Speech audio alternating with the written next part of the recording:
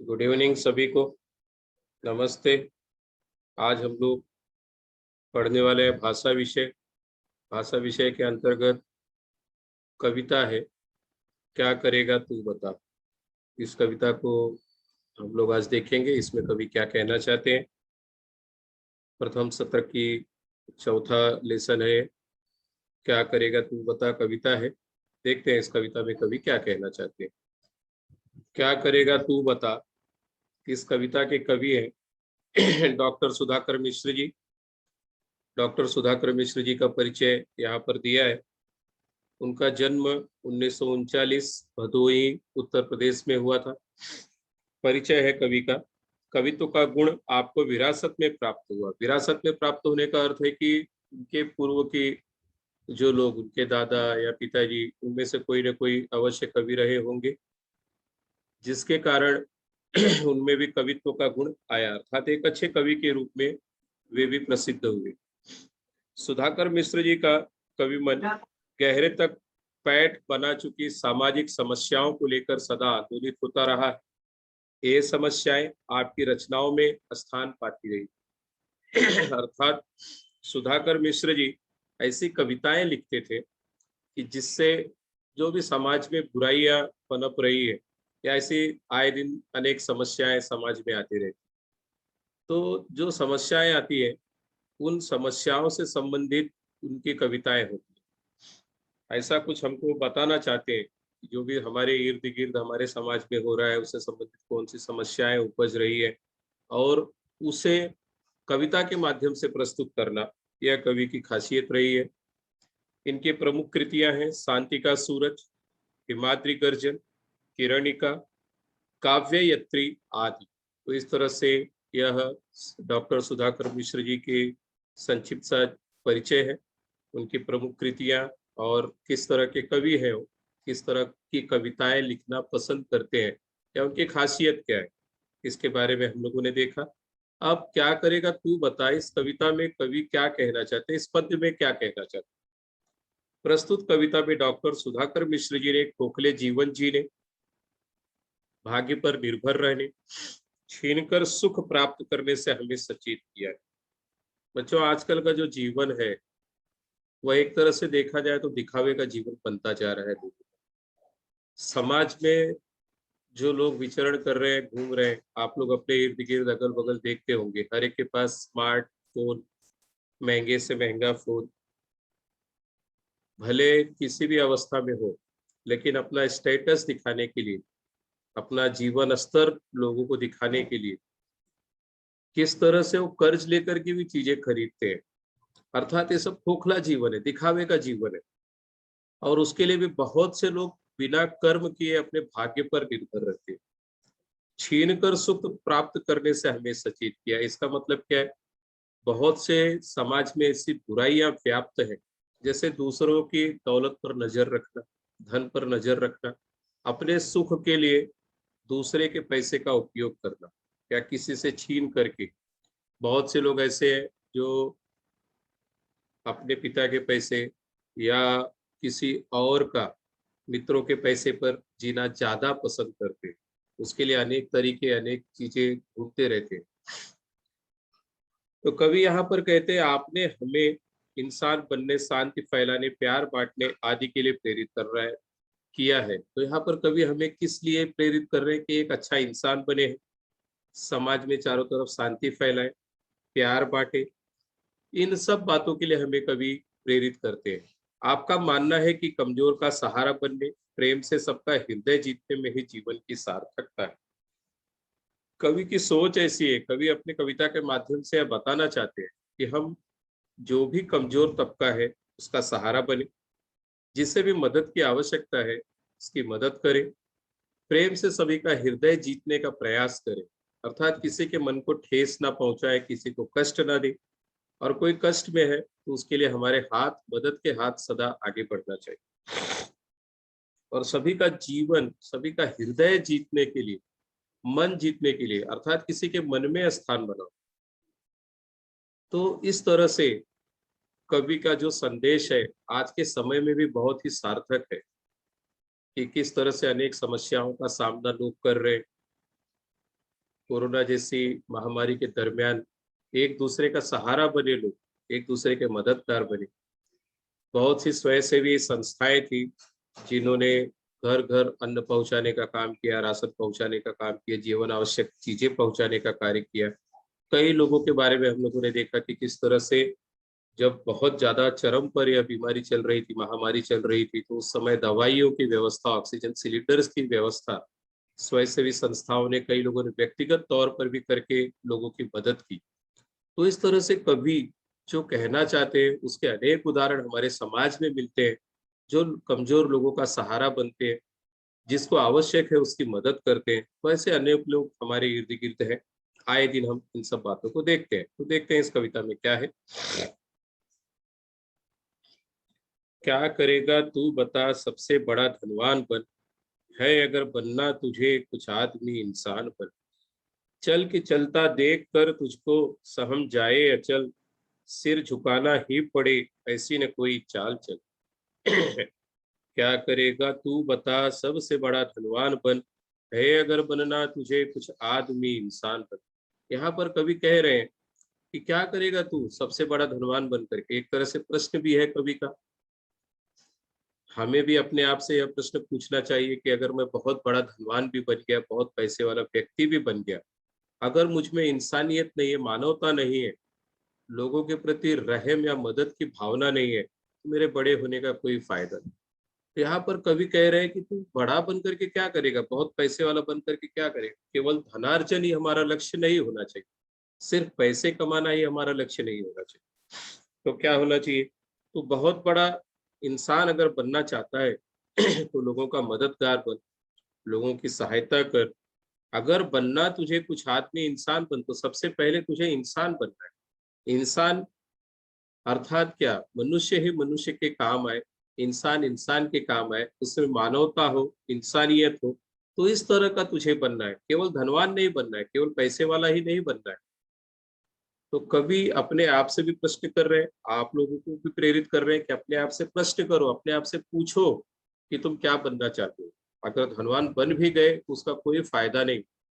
सबसे पहले हमको इंसान बनना है, एक मनुष्य की भांति समाज में रहना है, और अपने अंदर इंसानियत की भावना लानी है, मानवता की भावना लानी है। चल के चलता देख कर तुझको सहम जाए अचल। अचल मतलब जो अड़ी गए, जो अपने स्थान से हिलता नहीं है। तो ऐसी चीज क्या है, पर्वत। पर्वत अपने स्थान से हिलता नहीं, अड़ी गए। चल के चलता देख कर तुझको सहम जाए अचल, सिर झुकाना ही पड़े ऐसी न कोई चाल चल। कि अपने कार्यों से इतना महान बन, इतना ऊंचा बन, इतना आदर्श बन कि जब तू चले तो हिमालय पर्वत जैसा पर्वत भी अचल, जो अपने स्थान पर अडिग है, वह भी सहम जाए तुझे देख करके कि हाँ कोई व्यक्ति आ रहा है। इसका अर्थ क्या है, इसका अर्थ, सही अर्थों में इसका मतलब यह है कि तुम अपने कार्यों से इतने महान बनो, इतने अच्छे बनो कि कहीं भी जाओ तो समाज में आपको वह प्रतिष्ठा प्राप्त हो, कि लोग तुम्हारे सम्मान में खड़े हो जाए, अपने आप खड़े हो जाए, उसके लिए कुछ कहने की आवश्यकता न पड़े। तो इतने अच्छे बनो, अपने कर्मों के माध्यम से इतने अच्छे बनो, लोगों में इतने प्रिय बनो कि जैसे ही जहां पहुंचो आपकी तारीफ हो, आपका सम्मान हो, आपको लोग अच्छा कहें, अच्छा समझे। सिर झुकाना ही पड़े ऐसी ने कोई चाल चल। तो जीवन में ऐसा कोई कार्य मत करो कि जिसकी वजह से हमें शर्मिंदा होना पड़े। सिर झुकाना ही पड़े ऐसी न कोई चाल चल, ऐसी कोई चाल मत चलना, ऐसा कोई कृत्य मत करना कि जिसकी वजह से हमें समाज में हमारा सर नीचा करना पड़े, हमारे माता पिता हम पर फक्र महसूस करें, गर्व महसूस करें। ऐसा कार्य हमें करना चाहिए, हमारे समाज के लोग हम पर गर्वान्वित महसूस करें स्वयं को कि देखो इतना अच्छा बनाया इंसान, हम लोगों के बीच से निकल करके अच्छा कृत्य कर रहा है। तो हमें कैसा कार्य नहीं करना है कि जिससे हमें कभी सर झुकाना पड़े, कभी शर्मिंदा होना पड़े। तो इस तरह की कोई भी गलत कृत्य मत करना, गलत कार्य मत करना जिसकी वजह से हमें इस समाज में शर्मिंदा होना पड़े, लोगों के बीच शर्मिंदा होना पड़े। तो ऐसी कोई चाल नहीं चलना है, ऐसा कवि कह रहे। कर्म का अपने ढिंढोरा पीटना बेकार है, हाथ में लेकर तुला इतिहास जब तैयार है बुलाते मुक्त मन, संसार के सारे चमन, सूल बनकर क्या करेगा तू अमन का फूल बन। कर्म का अपने ढिंढोरा पीटना बेकार है, हाथ में लेकर तुला इतिहास जब तैयार। कभी यहाँ पर कह रहे हैं कि बहुत से लोगों को अपने कर्म की तारीफ करने की आदत है। छोटा सा काम करेंगे, छोटा सा मानवता का भी कृत्य किए तो लोगों के बीच बताएंगे आज मैंने इतना दान दिया, ऐसा कृत्य किया। बहुत से ऐसे दृश्य भी हम देखते हैं कि लोग आजकल फोटो लेना, सेल्फी लेना, किसी की मदद करते हुए फोटो लेते हैं, फिर उसे फेसबुक पे डालेंगे, जो भी सोशल मीडिया है उस पर डालेंगे, अर्थात दिखावे का। यह मदद जो है वह दिखावे की। तो इस तरह का कोई कृत्य मत करो। अपने कर्म का ढिंढोरा पीटना बेकार है। हम जहां जाए हमारे जय जयकार लोगों को करना है। हमें यह नहीं बताने कि मैंने एक कृत्य किया है। लोगों को मेरे कर्म के द्वारा, लोगों तक मेरे कर्म की प्रतिध्वनि पहुंचनी चाहिए। मैंने जो अच्छा कृत्य किया वो अपने आप लोगों तक पहुंचना चाहिए और लोग अच्छा कहें। इसलिए नहीं कि मैंने अपना स्टेटस ऐसा रखा है या मैं सोशल मीडिया पर इस तरह से जो भी कृत्य कर रहा हूँ, जो भी मदद कर रहा हूँ, उसका दिखावा करूँ। तो यहाँ पर कवि का कहना है कर्म का अपने ढिंढोरा पीटना बेकार है, कि अपने कर्मों का ढिंढोरा मत पीटो। ढिंढोरा डुग्गी पीटना, पहले गांव में इस तरह का होता था कि कोई समाचार पहुंचाना है तो, या कोई फरमान, कोई आदेश पहुंचाना है तो छोटी सी डुग्गी होती थी, डफ की तरह उसे बजाते हुए गांव गांव बताया जाता था। तो ढिंढोरा का अर्थ बताया मैंने। तो अपने कर्म का ढिंढोरा पीटना बेकार है, अर्थात अपने कर्मों को लोगों तक अपनी जुबान से कहना, अपनी तारीफ करने की कोई आवश्यकता नहीं। इस तरह का काम हमें नहीं करना चाहिए कि हम छोटी सी मानवता का कार्य करें, छोटा सा कार्य करें और लोगों तक गली गली अपने अच्छाइयों को बताते फिरे। हाथ में लेकर तुला इतिहास जब तैयार है, तुला अर्थात तराजू, कि हाथ में लेकर तुला इतिहास जब तैयार है, इसका मतलब कहने के लिए इतिहास है हमारे पास। हमारे पूर्वजों ने क्या कृत्य किया है, हमने क्या कृत्य किया है। तो तुला जो है बैलेंस, दोनों तरफ तराजू का पलड़ा एक जैसा होता है। तो इतिहास तैयार है हमारे कर्मों के बारे में बताने के लिए, या इतिहास आगे बनेगा अगर हमने अच्छा कृत्य किया है। तो जब यह सब बातें हैं तो हमें अपने कर्म का ढिंढोरा पीटने की आवश्यकता नहीं है बुलाते मुक्त मन संसार के सारे चमन, सूल बनकर क्या करेगा तू अमन का फूल बन। है बुलाते मुक्त मन संसार के सारे चमन, चमन का अर्थ होता है बगिया, बगीचा। है बुलाते मुक्त मन, जो मुक्त मन है, मुक्त मन अर्थात खुले हृदय से बुलाने वाले, जो जिस तरह से चमन है, बगिया है, सुंदर सी बगीचा। तो इस संसार में ऐसे चमन भी है जो पूरे मुक्त मन से बुलाते हैं, जो लोगों को स्वीकार करते हैं अच्छे हृदय से। सूल बनकर क्या करेगा तू अमन का फूल बन। सूल अर्थात कांटे, सूल का मतलब होता है कांटे जो चुभते हैं हमको। तू अमन का फूल बन। अगर तुझे कुछ बनना भी है इस संसार में तो तुझे क्या बनना है? अमन, शांति का पैगाम। जिस तरह से फूल शांति का प्रतीक है, चारों तरफ शांति फैलाने का कार्य करता है, उस तरह से तो कांटे न बन, कांटे बन के किसी की राहों का रोड़ा न बन। बहुत से लोग समाज में आप लोगों ने देखा होगा, इस दुनिया में देखा होगा कि लोगों के लिए कांटे बिछाने का कार्य करते हैं। कांटे बिछाना मतलब कोई अच्छा कार्य कर रहा है तो उसके बीच में बहुत सारे रुकावटें डालने का प्रयास करते हैं। तो तुम इस तरह का कोई कृत्य मत करो। कोई अच्छा कार्य कर रहा है इस संसार में, नेक कार्य कर रहा है, तो उसकी राहों में फूल बिछाओ, शांति का पैगाम दे करके जाओ। बहुत सारे ऐसे मैसेजेस हैं जो धार्मिक सौहार्द को बिगाड़ने का कार्य करते हैं, आपस में लड़ाने का कृत्य करते हैं। तो ऐसा कोई काम मत करो। लोगों के बीच अमन का पैगाम लेकर के जाओ, शांति का पैगाम लेके जाओ, जिससे जो धर्मों की खाइयां हैं वो भी खत्म, लोग इंसान की तरह जिए, एक अच्छे इंसान की तरह लोगों के बीच प्रेम बना रहे। तो तुझे क्या करना है? अमन का फूल बनना है, कांटे नहीं बनना है, किसी की राह का रोड़ा नहीं बनना है, किसी के लिए रुकावट नहीं बननी। अब कांटों का दूसरा तात्पर्य भी अगर हम देखें तो जैसे गुलाब का फूल है, इसके अंदर कांटे होते हैं। तो अगर करना भी है, अगर कांटे बनना भी चाहते हो तो कैसे कांटे बनना है? जो रक्षक के रूप में कार्य करे, जैसे इन फूलों के रक्षक एक कांटे हैं, जो भी तोड़ने जाता है उसे चुभ जाते हैं। तो इस तरह से अगर तुझे कुछ करना भी है, अगर कांटों के तौर पे भी, तो किसी का रक्षक बन। किसी की रुकावट के लिए कांटे नहीं बनना है, किसी की प्रगति में बाधा नहीं डालनी। अगर कोई अच्छा कृत्य कर रहा है तो उसकी राहों में फूल बिछाना है, किसी तरह की रुकावट नहीं डालनी। सारहीनों को गगन छूना बहुत आसान है, सारवानों से धरा की गोद का सम्मान है। रत्न का अभिमान सागर में कभी पलता नहीं, आंधियों में जो उड़े उसका पता चलता नहीं। सारहीनों को गगन छूना बहुत आसान है, सारवानों से धरा की गोद का सम्मान। अब यहाँ पर कवि क्या कह रहे हैं, सारहीन और सारवान दोनों एक दूसरे के विपरीत अर्थ है, अपोजिट वर्ड्स है, दोनों का अर्थ अलग अलग है। सारहीन अर्थात जिसके अंदर कोई भी किसी भी तरह का तत्व ना हो, किसी भी तरह का निरर्थक बातें जैसा। और सारवान का अर्थ अर्थपूर्ण, तात्विक, अर्थपूर्ण हो जो। तो सारहीनों को गगन छूना बहुत आसान है, अर्थात जो सारहीन है, सारहीन का मतलब जिसके अंदर तत्व नहीं है, किसी भी तरह की कोई उसूल, कोई सिद्धांत नहीं है, वह गगन को आसानी से छू सकता है, ऊंचाइयों को आसानी से छू सकता है। इसका तात्पर्य है कि बहुत से लोग ऐसे हैं इस संसार में जो अपने सिद्धांतों की बलि चढ़ा करके पैसा कमाना, धन कमाना, गलत तरीके से धनार्जन करना और बड़ा बनना तो बहुत आसान है अगर हम गलत तरीके को अपनाएं। लेकिन सारवानों से ही धरा की गोद का सम्मान है। तो लेकिन जो सारवान है, अर्थपूर्ण है, तात्विक तरीके से सोचते हैं, जो अपने उसूलों सिद्धांतों को बचा करके रखते हैं और मेहनत और श्रम को प्राथमिकता देते हैं, ऐसे लोगों से ही धरा अर्थात धरती, इस धरती का सम्मान है। हम कहते हैं कि धरती का लाल है, इस भारत देश का गौरव है, जैसे एपीजे कलाम हुआ करते थे। सारवान, अर्थपूर्ण जीवन जिया उन्होंने, अपने देश के लिए सब कुछ न्यौछावर किया। ऐसे व्यक्ति जो हमारे इस धरती का सम्मान हो, इस विश्व का सम्मान बने, इस संसार का सम्मान बने, अपने देश का सम्मान बने, तो हमें कैसा बनना है, सारवान बनना है, जो इस धरती के सम्मान को बढ़ाए।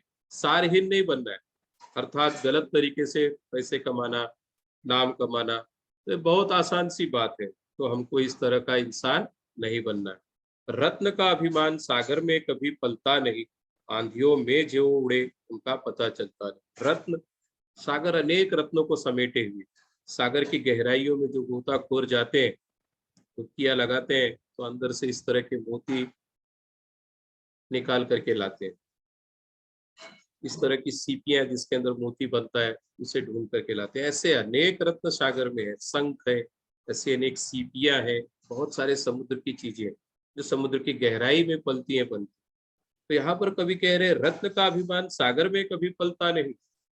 रत्न का अभिमान, सागर कभी इन अपने रत्नों पर गर्व नहीं करता, अगर गर्व भी करे तो वह ज्यादा दिनों तक टिकता नहीं। जैसे किसी भी व्यक्ति का, महान से महान, बड़े से बड़ा व्यक्ति क्यों ना हो, अगर उसमें अभिमान आ गया तो वह ज्यादा दिन तक नहीं टिकता। अभिमान गर्व का हरण आज नहीं तो कल होना ही है, कितना भी वीर पराक्रमी व्यक्ति क्यों ना हो, धनवान व्यक्ति क्यों ना हो। तो इस तरह से सागर में जो रत्न पल रहे,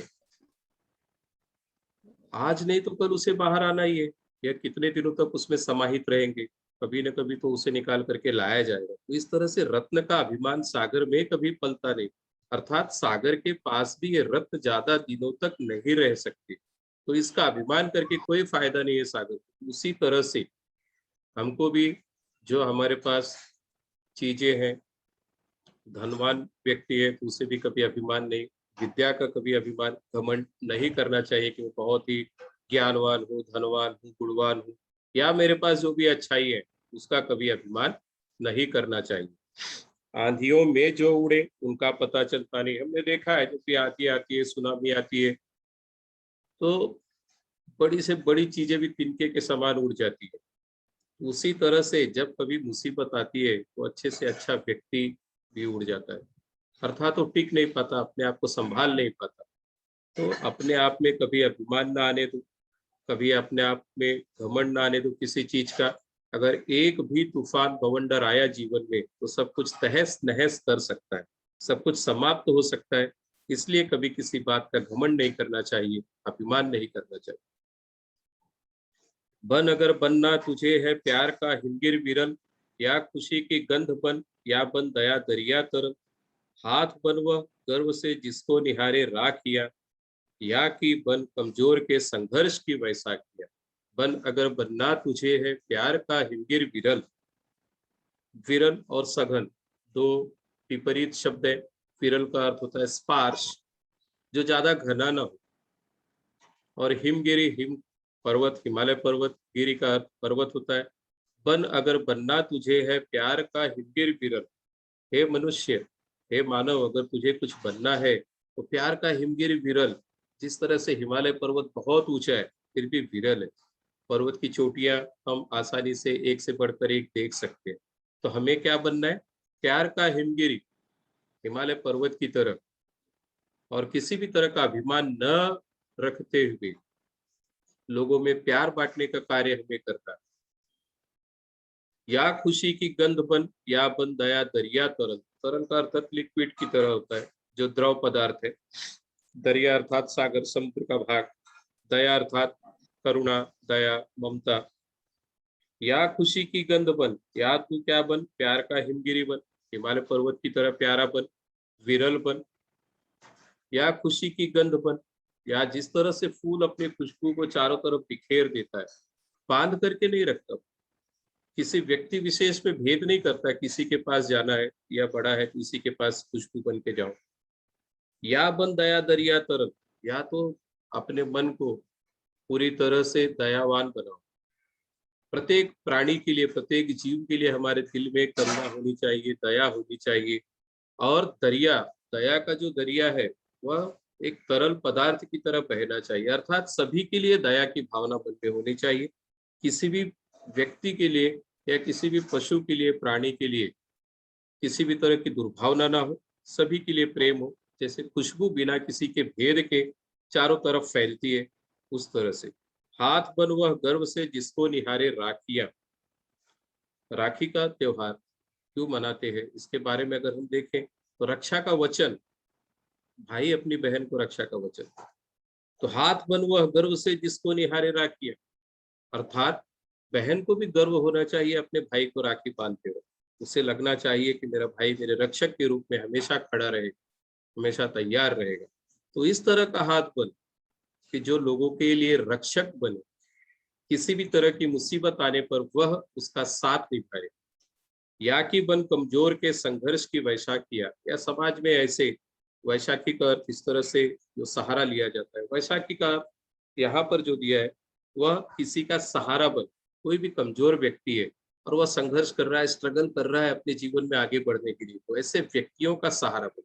तो यहाँ पर कवि क्या कह रहे हैं कि किसी के संघर्ष की वैसाखी बनो, किसी के संघर्ष का सहारा बनो, और ऐसा हाथ बनो जो लोगों को गर्व महसूस करे, लोग तुम्हारे हाथ पे राखियां बांधते वक्त कि तुम एक रक्षक के रूप में हमेशा उसके लिए तत्पर रहोगे, तैयार रहो। सीख मत बनना बड़ा तू खोखले आधार से, भाग्य से उपलब्ध वैभव या किसी अधिकार से। प्यार से जो जीत ले सबका हृदय विश्वास मन, मूर्ति व सत्कर्म की सद्धर्म की साकार बन। सीख मत बनना बड़ा तू खोखले आधार से। बहुत से लोग जीवन में बहुत बड़े बन जाते हैं, पैसों से, धन से, दौलत से, अलग अलग तरीके से रहन सहन, उनका पहनावा, उनका तौर तरीका, जिस ये सब खोखले आधार है। कपड़े और मोबाइल और मोटर गाड़ियां, इनसे हम बड़े नहीं बन सकते। सीख मत बनना बड़ा तू खोखले आधार से, सारे जो आधार है वो खोखले।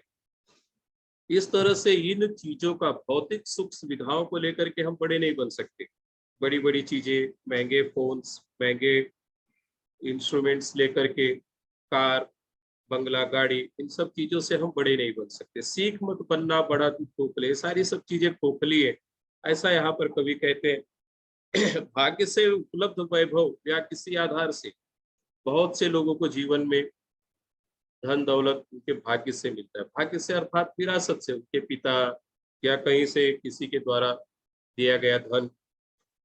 तो भाग्य से उपलब्ध वैभव या किसी अधिकार से, किसी अधिकार के कारण तुम बड़े मत बनो, अपने कर्मों से बड़े बनो, अपने अच्छे कर्मों से बनो। सिर्फ विरासत में मिली दौलत से बड़े बनने से कोई फायदा नहीं। आसानी से मिली दौलत, अर्थात हमारे पिता, हमारे दादा परदादा बड़े थे इसलिए मैं अपने आप को बड़ा समझू, यह भी गलत है। तो मुझे क्या करना है? अच्छे कर्म करना। किसी के द्वारा दी गई दौलत से बड़ा बनना या किसी की दौलत पर नजर रखना, फिर उसे हथियाने की कोशिश करना, तो इन सब चीजों से हम बड़े कभी नहीं बन सकते। प्यार से जो जीत ले सबका हृदय विश्वास मन, मूर्ति व सत्कर्म की सद्धर्म की साकार बन। अर्थात जो प्यार से सभी का मन जीत ले, अपने अच्छे कर्मों से सभी का मन जीत ले, सभी का हृदय जीत ले, सभी के दिल में स्थान बनाए, एक विश्वास बनाए लोगों के मन। मूर्ति व सत्कर्म की, ऐसे कर्म कर, सत्कर्म मीन्स अच्छे कर्म, सद्धर्म मीन्स अच्छा धर्म। तो इस तरह से सत्कर्म की और सद्धर्म की एक साकार साक्षात मूर्ति बन, कि लोग तुम्हारे कर्मों की वजह से तुम्हें पूजे, तुम्हें जाने। तो इस तरह के सत्कर्म करो जीवन में, और लोगों के मन में प्यार, विश्वास, लोगों के मनों को जीतने का प्रयास करो। ऐसा कवि इस कविता में कहना चाहते हैं। यहाँ पर शब्द वाटिका दी है। अचल का अर्थ है स्थिर, अटल। ढिंढोरा, डुग्गी बजाकर की गई घोषणा या सूचना देना। सूल का अर्थ है कांटा, विकट, पीड़ा, किसी को कष्ट देना। सारवान, अर्थपूर्ण, तात्विक। विरल, जो घना न हो, अल्प। विरल का सघन बताया अपोजिट मैंने। खोखला, व्यर्थ, थोथा या खाली। सत्कर्म, अच्छा काम, पुण्य का काम। अब यहाँ पर संजाल पूर्ण करो, सूचना के अनुसार कृतियां करो। संजाल पूरा करना है। हम ऐसे बने, तो कविता में कवि ने क्या कहा है, किस तरह से बने। हम अमन का फूल बने। अमन का फूल, शांति का फूल, शांति का प्रतीक। कमजोरों का सहारा बने, जो बेसहारा है, कमजोर है, उनका सहारा बने, किसी के रक्षक बने। प्यार का हिमगिरी विरल, जिस तरह से हिम प्यार का एक संदेश पहुंचाता है, हिमालय पर्वत, उस तरह से बने। सत्कर्म और सद्धर्म की मूर्ति बने, अच्छा कृत्य करे। सत्धर्म, सत्कर्म की मूर्ति बने। तो इस तरह से हम इस संजाल को पूर्ण कर सकते हैं। आप शब्द लिखकर उचित जोड़ियां मिलाओ। कविता अगर ध्यान से सुने हो तो लिख सकते हो। खुशी की गंध, सत्कर्म की मूर्ति। तो यहाँ पर आएगा खुशी की गंध, सत्कर्म की मूर्ति। संघर्ष की वैसाखियां, अर्थात जो व्यक्ति संघर्ष कर रहा है उसकी वैसाखी बने। कर्म का ढिंढोरा पीटना बेकार है, अर्थात अपने कर्मों का ढिंढोरा हम न पीटे। यहाँ पर शब्द आएगा ढिंढोरा। और संघर्ष की वैसाखियां, यहाँ पर आएगा खुशी की गंध, सत्कर्म की मूर्ति। और काव्य पंक्तियां पूर्ण करो। सारहीनों, अगर कविता फिर से पढ़ोगे तो पता चलेगा। सारहीनों को गगन छूना बहुत आसान है। सारहीनों को गगन छूना बहुत आसान है। सारवानों से धरा की गोद का सम्मान है। रत्न का अभिमान सागर में कभी पलता नहीं। आंधियों में जो उड़े उनका पता चलता नहीं। तो इस तरह से हम काव्य पंक्तियां पूरी कर सकते हैं। इंसान बनकर हमें इन बातों को अपनाना है। इंसान बनकर के कौन सी बातों को अपनाना है, पहले ही स्टैंजा में दिया है। क्या दिया है उसमें, कि चल कि चलता देखकर तुझको सहम जाए अचल। अगर कुछ तुझे बनना है तो क्या बनना है, धनवान बनकर के कुछ फायदा नहीं, तो कैसा, एक अच्छा इंसान बन। इंसान बनकर को किन बातों को अपनाना है, कि जिसको देख करके अचल पर्वत भी सहम जाए, हिल जाए, अर्थात अपने कर्मों से अच्छा बन। और क्या करना है, जैसे ही सिर झुकाना ही पड़े ऐसी कोई ने चाल चल। इस तरह का कोई कृत्य मत करो कि जिससे कभी जीवन में हमें किसी के आगे शर्मिंदा होना पड़े, झुकना पड़े अपने गलत कृत्यों के लिए। हमें प्यार से इन्हें जीतना है। हमें प्यार से किनको जीतना है, सबका हृदय जीतना है। अंतिम जो स्टैंजा था, हमें प्यार से इन्हें जीतना है, सबका हृदय जीतना है, सभी का विश्वास जीतना है, सभी के मनों को जीतना है। तो इस तरह से यह स्वाध्याय हम पूरा कर सकते हैं। सभी को धन्यवाद। उम्मीद है आप लोगों को कविता अच्छे से समझ में आई होगी। फिर से एक बार इसे देखें, पढ़ें। थैंक यू, धन्यवाद।